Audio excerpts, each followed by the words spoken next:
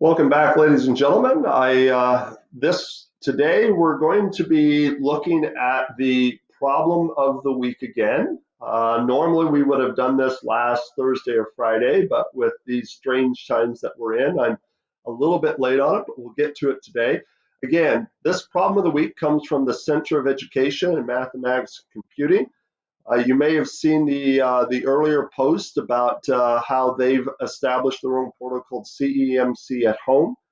And the problem of the week is something that gets emailed to elementary teachers all over the country, actually all over the world, and something that is used to encourage junior students, grades 4, 5, and 6. So today we're going to take a look at the problem. It starts off with the title Chip, Chip, Hooray. At Biscuit Hill Elementary School, Chip and his sister Charlene have decided that they want to make cookies for all the junior students in their school. The recipe they found makes enough chocolate chip cookies of 7 centimeters diameter for 16 people. And then they give us some information here. We see in the recipe, we've got some butter and some brown sugar, some white sugar, some eggs, and then it lists the 5 junior classes that we have here as well. And so the first question says, how many batches should Chip and Charlene make so that they make the exact number of cookies needed for all of the students in the junior classes? So this question is really about being able to pick out the information that we need to have to solve this problem. There's lots of numbers here, lots of different information, but we don't need all of it to solve this particular problem.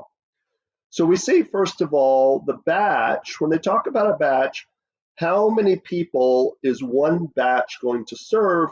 Well, we see that it's 16 people.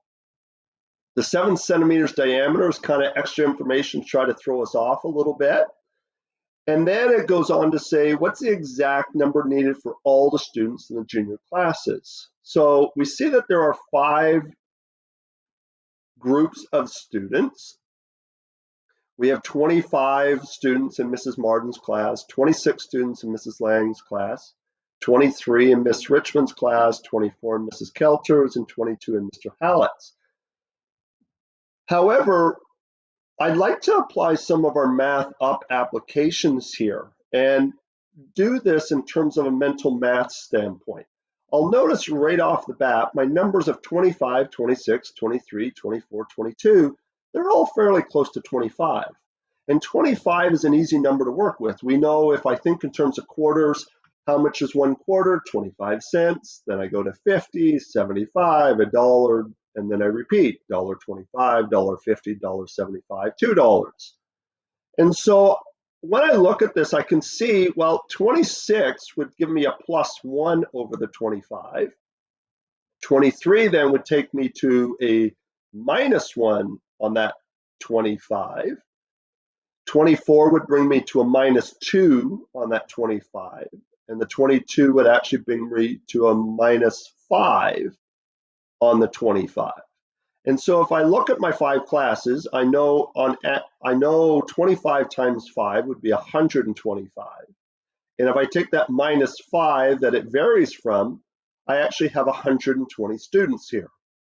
And so all I have to figure out at this point is 125 students divided by 16. And so again, when I think about that from a mental math standpoint, I know that 16 times 10 would give me 160. And 16 double gives me 32. So if I took 160 minus the 32, that brings me to 128. Well, that's getting pretty close. So 128 would actually be what 8 batches are. And I know that the 128, I also know that my students are 120. So that's actually off by 8, which is half of a batch. And so I know that I need exactly 7.5 batches to do the students. And so that would be the answer for A.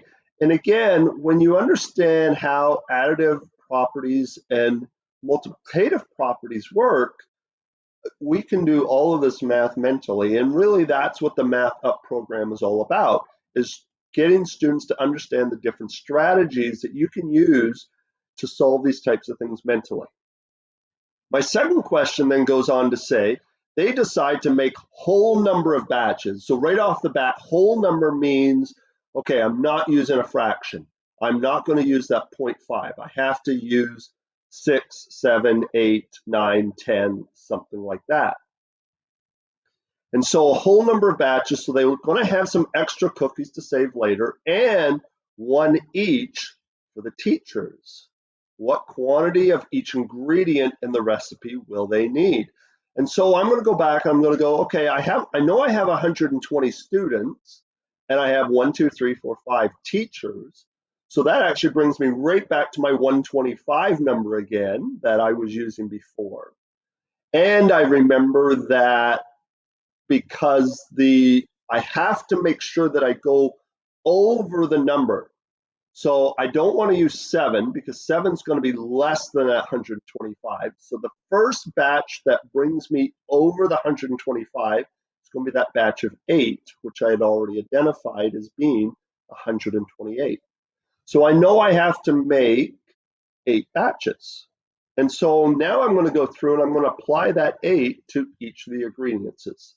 Well, 1 cup of butter times 8 is going to be 8 cups. Again, 1 cup of brown sugar is going to be 8 cups. A half a cup of white sugar, well, what's half of 8? That's going to be 4. 2 eggs, so I want to take 2 times 8. So in this case, that's going to be 16 eggs. 2 teaspoons of vanilla, again, going to be 16 teaspoons of vanilla. My 2 1/4 cup of flour, interesting number here. So what I'm going to do is I'm actually going to split this up into 2 halves. And so 2 times 8 is the 16, and 1/4 of 8 is going to be 2. So I actually need 16 plus 2 gives me 18 cups of flour. My 1 teaspoon of baking soda, well, again, simple, 6 is going to be 8 teaspoons of baking soda. And then finally, my 300 grams of chocolate chips. Well, I'm going to ignore the zeros for now. 3 times 8, I know is 24. Let's put those 2 zeros back in place. So that's going to give me 2,400 grams of chocolate chips. And in this particular case, that's going to give me my ingredient. I'll let you in a little secret on this one. This is actually the math problem that I developed for the Center of Education and Mathematics Computing, and this is my daughter Cassie's absolute favorite chocolate chip recipe. So if you're looking for something to do, this would certainly be one. If you do end up following the recipe, feel free to send me a post through my YouTube channel. Let me know how the cookies turned out. Would love to hear from you. We'll talk to you again later. Bye.